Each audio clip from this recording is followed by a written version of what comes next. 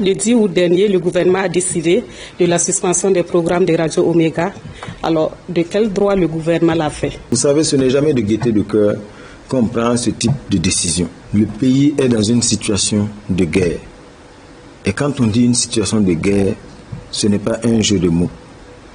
Véritablement, aujourd'hui, j'ai l'impression que tout le monde n'a pas encore pris conscience qu'on est dans une situation de guerre. Cette guerre, elle est une guerre, bien sûr, sur le terrain, qui engage toutes les sphères de notre société, mais c'est aussi une guerre de communication. Et chaque fois que nous avons dû prendre cette décision, on a été clair, il y a des lignes rouges. Il y a des lignes rouges dans ce contexte-là que nous n'allons pas accepter qu'au nom d'une quelconque liberté, ces lignes-là puissent être franchies. Quand un média donne la parole à un chef terroriste, auparavant c'était le cas, nous ne transigeons pas, nous prenons la décision qui s'impose. Avec Omega, ça a été exactement la même chose.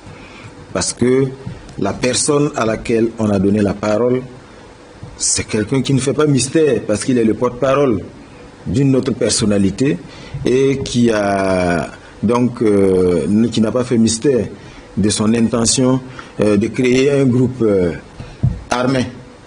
Et donc, quand, dans ce contexte-là, un média, au nom de sa liberté d'expression, donne la parole à ce type d'individu qui menace pas seulement le Niger, qui menace aussi le Burkina Faso, nous sommes obligés de décider. Mais en prenant ce genre de décision, Monsieur le ministre, quelle considération donnez-vous au Conseil supérieur de la communication qui était censé prendre ce genre de décision? On n'a aucune considération particulière. Le Conseil supérieur de la communication est une institution de la République qui fait son travail.